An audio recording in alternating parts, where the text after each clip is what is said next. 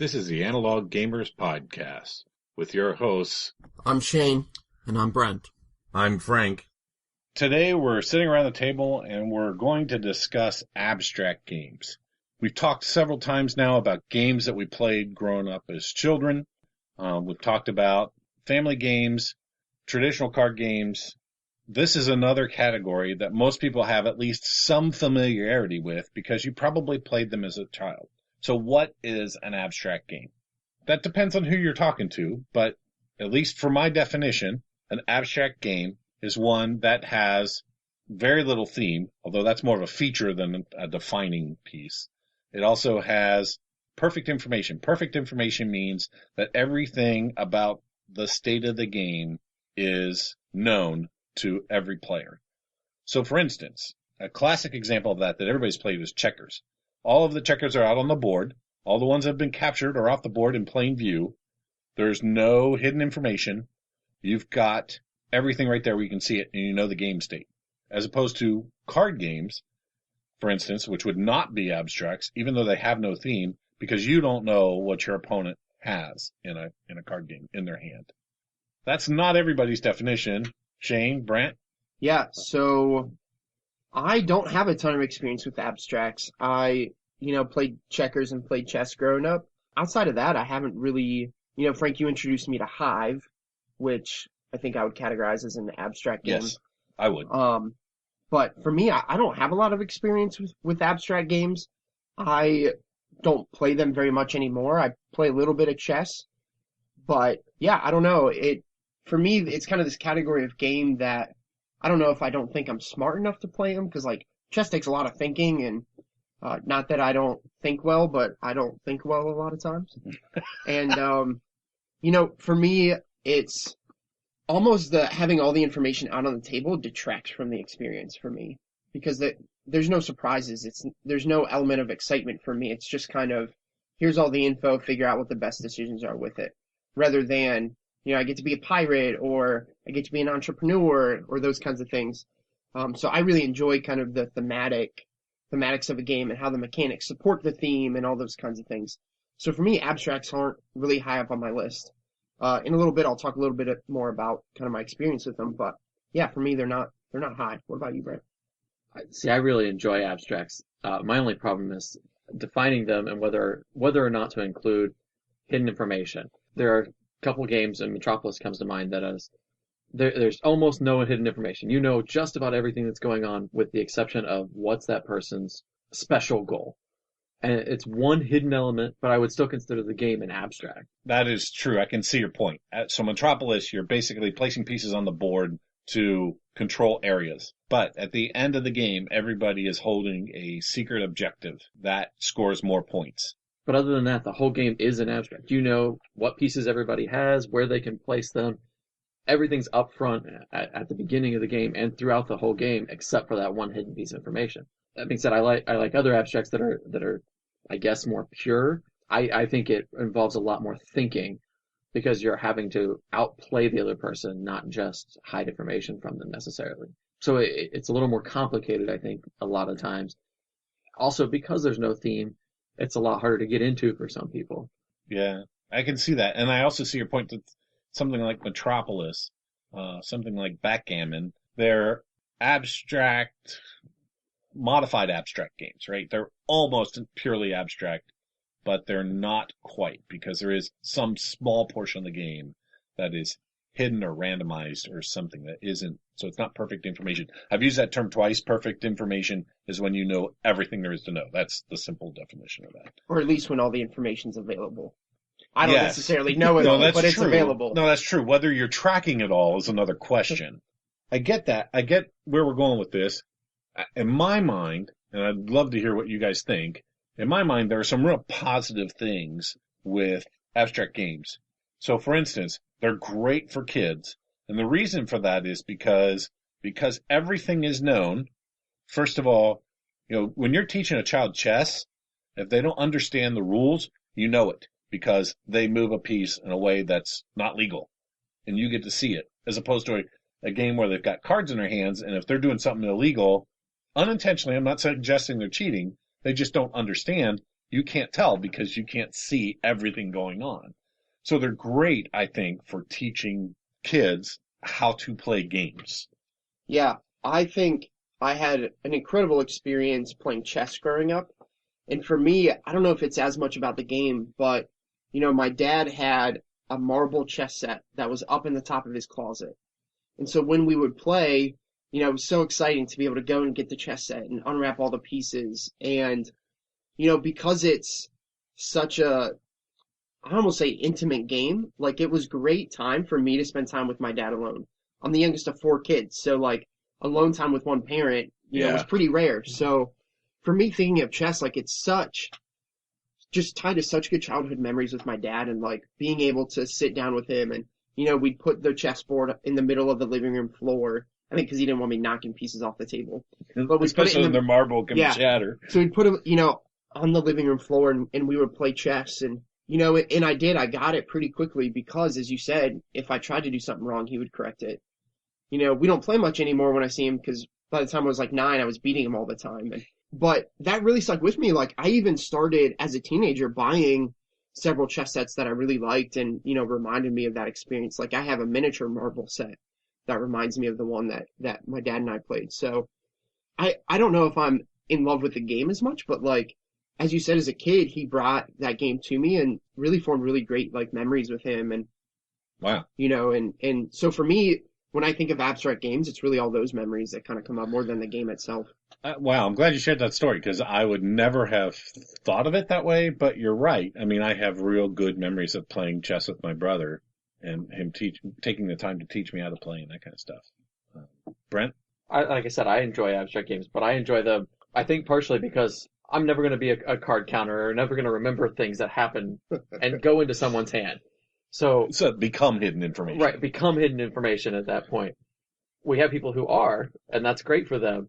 I'm not one of those people. That's when it starts being work. With an abstract, at any point during the game, I can look down at the game, I can look at other people, and I can figure out where we are. Even if I'm looking at it and going, I cannot win this game, I at least know that at that point in the game. Or I know I got to do this much work to get there. Right. And I'm not hidden behind some mechanism that I'm not getting or not able to track by myself. Right. I like games that are deterministic because then you're not rolling a dice to figure out what's going to happen. You're not pulling a random card and that card might help you, might not help you. Walking into the situation, I created the situation or I've watched other people create this situation that I'm in now. And I have to exploit that. Not necessarily I'm going to pull something or I'm going to roll something that then determines what I'm going to do that time. So that's part of what I like about abstract. So often abstract games become my brain versus your brain games, right? Because everything's there. I will lose that every time. No, well, not necessarily because one of the things that's great about abstract games and at the same time is their curse is that abstract games tend to be the kind of game where the more experience you have at it, the better you will be. We'll use extremes, right? You play somebody who has played years and years of chess and you're fairly new to the game, you're not going to win. But you've played years and years of Candyland and you bring your kid into it, they're just as likely to win because there's so much randomness in that game that 80 games experience of Candyland does not make you a better player. Abstracts tend to be they favor experience. And in some ways that's great. In some ways it's hard. I mean, I look at Hive and I've played going on 100 games of Hive. For me to teach somebody new, how do I not crush them? And there are people who object to handicapping, right? I can play chess against somebody and say, I'll take a rook off the board. And there are people who are like, don't handicap me. That works against kids. So that's their big plus and minus. I guess. I think maybe for me, I don't really have the attention span to get that good at abstracts. I mean, I can sit and play a 4-hour board game and absolutely love it. But to come back to the same game over and over and over again, for me, just gets old. Especially when I think, for me, it's like books, right?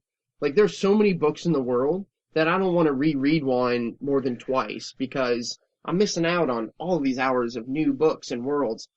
And for me, it's kind of the same with games. It's not that I can't come back to the same one and enjoy it, but for me, there's so much out there But to only really focus on one or two games, I feel like I'm really missing a lot of opportunities in my experience. I would agree with chess. Chess is a lifestyle game, right? Yeah. Go is a lifestyle game. I used to play a lot more chess, and I don't anymore because I want the variety. So I would disagree, but I'm also the person who reads books 5 or 6 times because I want to find what I missed the first 2 times. I know that I've missed some depth in there. And I think that's true of most games as well, where the game is built in such a fashion and tested in such a fashion to make sure that it's balanced. At least good games are. And so there's a depth there that you miss playing it once or twice even. You got to play it a whole lot in order to get there. Yeah, I agree. I also think that abstract games generally end up being more of a puzzle. So you're fitting different things together based on what you know. So I really enjoy that, but like I said, I also enjoy reading a book 4 or 5 times. So yeah. Maybe that's a piece of personality there, but. Well, and I also hate puzzles, so that probably has something to do with it as well. So that's interesting because I don't like puzzles, but I do like abstract games. So one of the things that seems to be a relatively common thing in abstract games is they tend, correct me if you guys have a different experience, but they tend to be 2-player. There aren't a lot of multiplayer abstract games. That's true, and I think some of that's because there's no hidden information. That's where 2-player works best anyways. Because in most games you can't hide information in a 2-player game well and still have the game work. So you might as well exploit that and make it an abstract. Yeah, Right. I think those near abstract are kind of quasi-abstract, like a Metropolis. I think those invite more players in with that one mechanic that isn't purely abstract. I think that's how they invite more players in. So in my mind, what's interesting about that is in some ways, in my mind, it's a shame that there aren't more multiplayer abstracts. And there's probably somebody out there who go, wait, I can list 12 of them. And I can list a few, but not that many, and certainly not in comparison to the number of 2 players. So one of the things that's hard about an abstract game is the game state, right? And if it's 2 players, the game state doesn't change a lot from your turn to the next time you play, right? Turn to turn. With a 4-player abstract, you have a whole lot less control over the board state between turns. And so it doesn't add randomness, but it does add uncontrollable, deterministic, but uncontrollable input into the game. And now we're all thinking. So for instance, through the desert, and through the desert, you're laying camels. What you're trying to do is connect to certain points and fence off areas of the board. And you get points for connecting to special spaces and fencing off areas of the board. The fact is, by the time it gets around to your turn, that area you were trying to fence off, somebody's already in that area and you can't fence it off anymore. And now that effort that you've put into that is wasted in a way. So now you got to be thinking about, how can I do this in a way that by the time it gets back to my turn, my plans aren't ruined?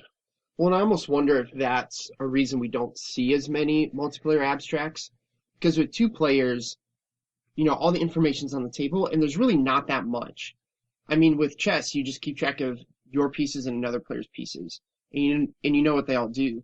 With a game like Through the Desert, there's so many factors on the board that understanding all the information at once can be difficult, or at least for me, processing all the information. So to see, if I'm working on this part of the board, Brent's working on that part, and you're on another part, but then all of a sudden you're on my part, right? It's difficult to comprehend more information as you add more players all at the same time, at least for me. Whereas in a 2-player abstract, there's not as many moves to comprehend. So like in Hive, it's just one player against another player, and I can kind of tell what your strategy is, where you're thinking of going. Whereas keeping track of that with multiple players at the same time is a little more difficult for me. Do you think that actually detracts from the fun is that maybe why there aren't? Or is exactly what you're saying is because it's too much to track and too many chances that my plans will be ruined? Yeah, for me, it's, even when I think of non-abstract games or thematic games, when there are so many players that I can't keep track of what's going on in the game, I start to lose interest and it's not as fun. Or if there are too many, mechanics and all that kind of stuff going on. And that's very much my experience kind of the first time I play some more complicated games. I just have no idea what's going on. But because I'm experienced, I kind of accept that and push through it. Right. But in abstract games, you winning is almost based on you being able to see all of the information and process it. It's really hard to pull out a win when you can't process each piece of information that's available in an abstract game. Brent, thoughts? I think that's true, and I think that's why we don't see the multiplayer games there, because it just takes too long to get back around, and there's too much information on the board at that point. Or there's too little, because it's just not a complicated enough game at that point to actually have something good.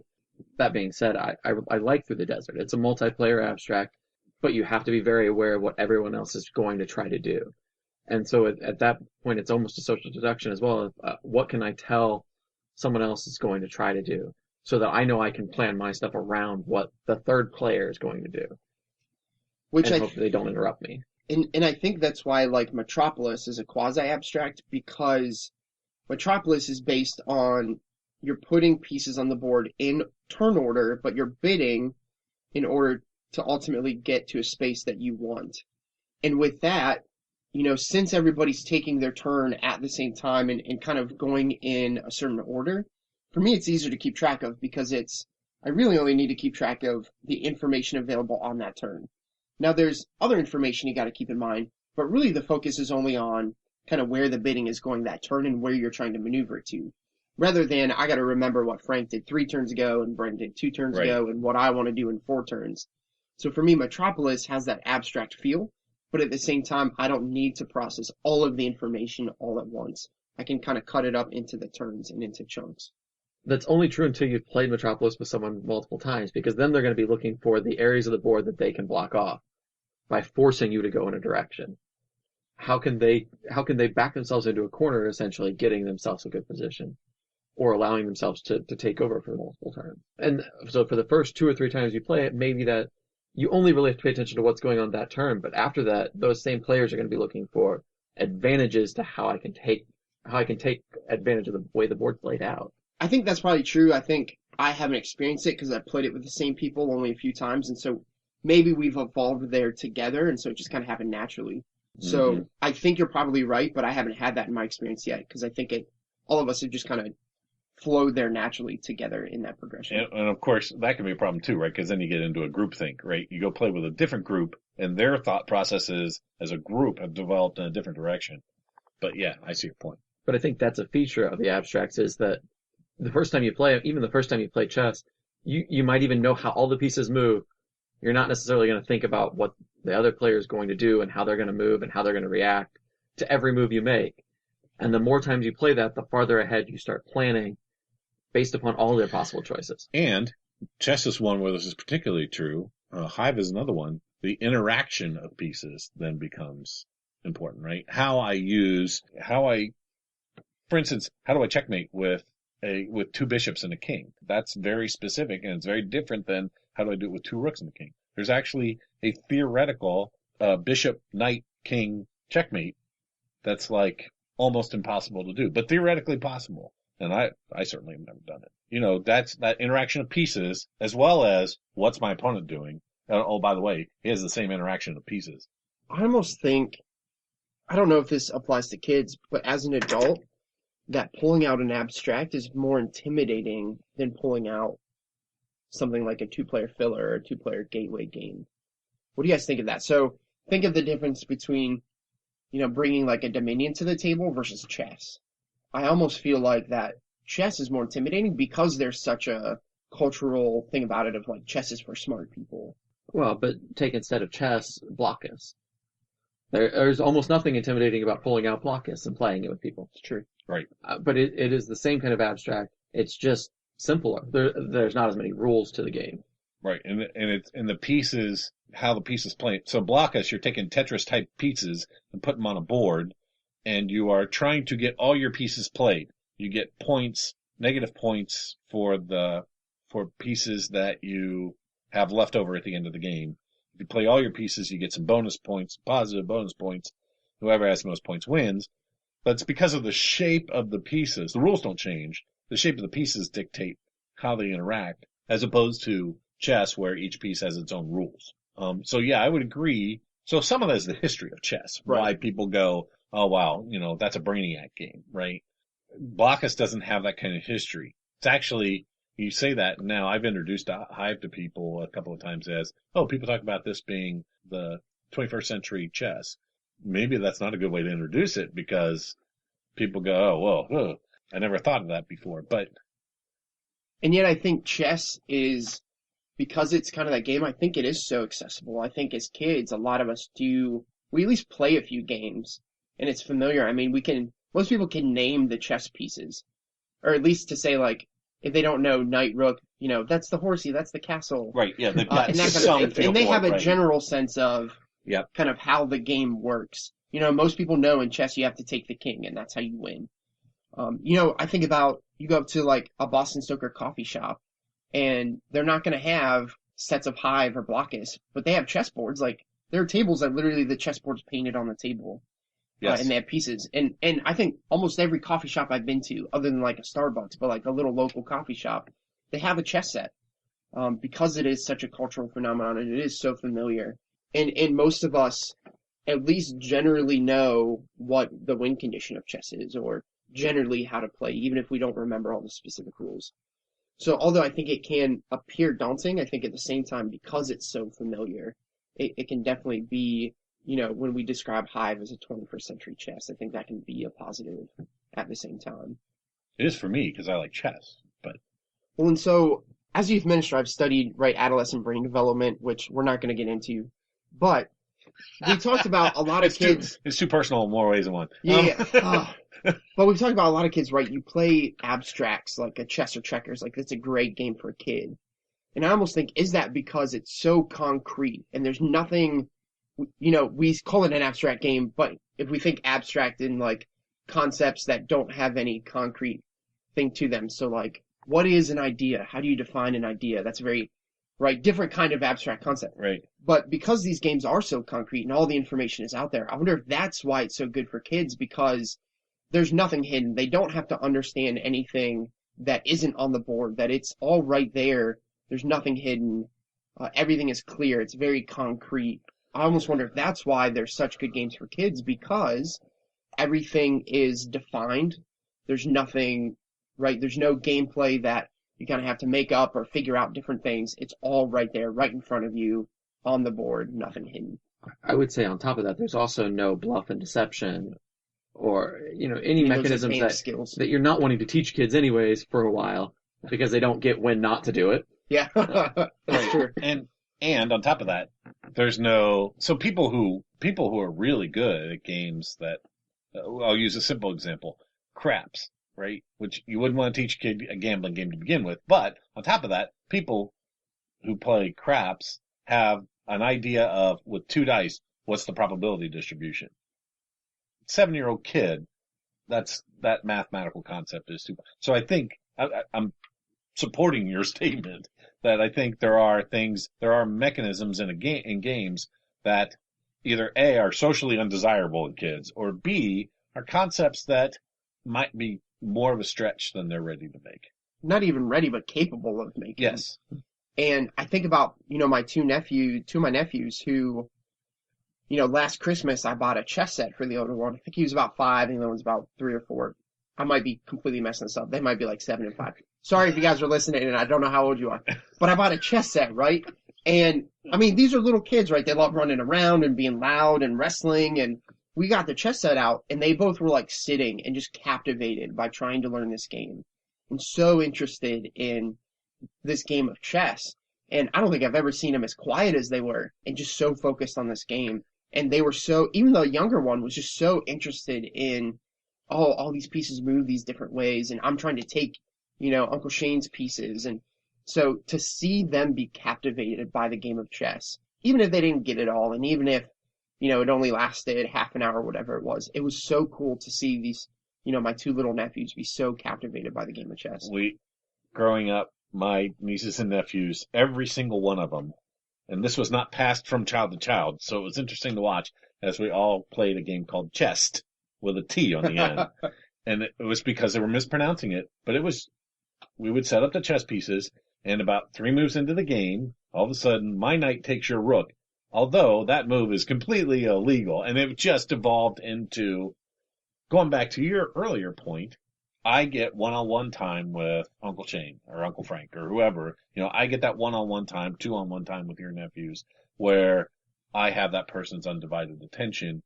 And that is very definitely, it doesn't matter what the game is, right? One of the things that all games bring to the table is that social interaction where we get to interact, we get to deepen our relationship, but at the same time, the conversation's not stuck because we don't know what to say because we're actually having activity that is out there for us to interact over. Well, I think ultimately that's why we play games, right? To be with the people we're playing with. We've played one-person games, I think all of us, and we can enjoy it, but there's just something about sitting at the It's table missing something. with the person. And anytime we play a one-player game, what ends up happening, we call each other or we get together and we have to share it and talk about it. Right? So no longer is it a one-player game. It's like a one-player game that is shared among the community, and we share our experience with it. So like we almost have to bring it to the community in order to ultimately enjoy the one-player game as well. That's a good observation. It's no fun to win if you can't tear it with someone. Yeah, exactly. Okay, so we have 2 minutes, so let's wrap this up. So what's your favorite abstract game, Frank? So let's do it this way. I want to pick 3 favorite abstract games for everybody. One is just your overall favorite abstract game. One is your favorite multiplayer abstract game, which will be a little bit more difficult. And one is, what's your favorite quasi-abstract? I don't know if I can. I don't think I've ever played a multiplayer abstract though. I've never never played Through the Desert. Well, but we didn't really play. We set it up and then. Yeah, we got through like 2 turns. I've never played Blockus.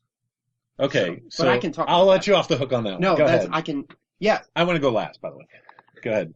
So for me, I think my favorite abstract to play now is going to be Hive. I really enjoy playing Hive now. If I connect all of my memories and experiences, it's going to be chess. But if we're just talking to play an abstract game, it's going to be Hive. For quasi-abstract, I think it's going to be Metropolis. It's a game that I really, really enjoy. It's a game that my wife really enjoyed, so that's just a benefit that Jenna can play it and have fun. And for me, it's one of the few games that feels like a puzzle that I like. So for me, it would have to be Metropolis. What about you, Brent? So for me, my favorite abstract would be Yench. It's a similar to Reverse Side kind of feel, but it's a good 2-player puzzle abstract game. I'm sorry I got rid of it. Yeah. Go ahead. My favorite multiplayer at this point would be Through the Desert, but I don't feel like I've played that many multiplayer abstract games at this point. So, favorite quasi? Favorite quasi? I don't know that I have a favorite quasi at this point. I would say Metropolis only because I've played it enough that I feel like I know it, but I don't know that it would be a favorite yet. So I don't know if I can honestly say that's a favorite at this point. Okay. Favorite by default. Yeah. So the 3 I would pick would be my overall favorite would probably be Hive at this point in time, although chess would be very close to that. I love both of those games. I think the reason I like Hive a little bit better is because it's easier to teach, more approachable. So my favorite, let's see, what were the categories again? So your favorite multiplayer abstract and then your favorite quasi-abstract. Okay, so my favorite multiplayer abstract is probably Blockus because it's easy. It's because it's very easy to teach. It's very colorful. It brings people in. Close runner-up with that would be Quirkle, and that's mainly because Kay loves that game. My favorite quasi, I could go with Metropolis, but in the interest of diversity, I think I would go with China, which I don't think anybody else in the game group likes. But that would probably be my favorite. That's, again, the only randomness is you've got 2 cards, you draw one, or you've got 3 cards in your hand, you play some combination of those 3 cards that allow you to make that move, but you're still trying to just control areas on the board. It's not so much the hidden information. Yes, you've got cards, but what the other players have doesn't really matter that much. It's that it restricts. You don't have total freedom of movement, and that's where it's quasi. Is your moves are limited by the cards that you have in your hand. So, final thoughts? So, for those who might not have played this or don't like chess, I'm sure almost everyone has played a Connect 4 type game. Yes. That is also an abstract, just to relate this out to those people who might not have played anything else, but have played something of that nature. Play Connect 4, play another abstract, dust off your old chess set, get it out, try it out. This has been the Analog Gamers Podcast. You can find us at theanaloggamers.libsyn.com. You can email us at theanaloggamers@gmail.com or find us on Facebook as The Analog Gamers. The Analog Gamers podcast is licensed under attribution, no commercial, non-derivative, Creative Commons 3.0 license.